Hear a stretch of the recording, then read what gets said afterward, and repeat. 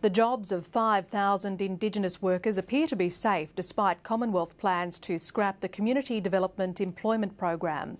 The federal government says it will develop a new remote employment program by the middle of next year. But the Territory government says it's been assured the jobs of CDEP workers and the organisations which depend on them will be supported indefinitely. Without the CDEP Remote Employment Programme, 5,000 Indigenous people, including these women in the Wadair Arts Centre, would have few job options. The federal government has again withdrawn its threat to stop allowing them to claim the dole while earning extra money here.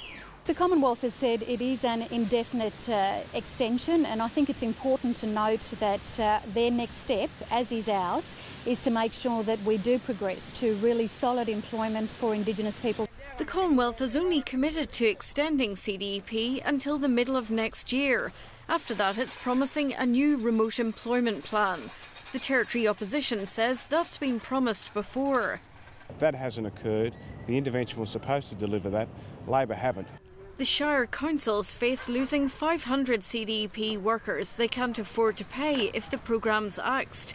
They say they need more help to train CDEP workers to fill the skilled vacancies they do have.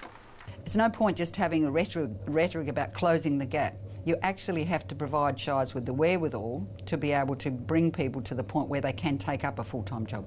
Questions about the Shire's finances continued in Parliament today. The Territory government set a precedent by agreeing to pay higher rents to Indigenous landowners. There are concerns the Shires won't be able to afford that. Isn't the provision of providing government services to communities such as aged care centres, schools, women's centres, health clinics, training centres, barge landing airstrips, football ovals a sign of respect? Private land, any government that takes private land has to look at just compensation. The Local Government Association is expecting the Territory government to complete its report into the financial viability of shires next month.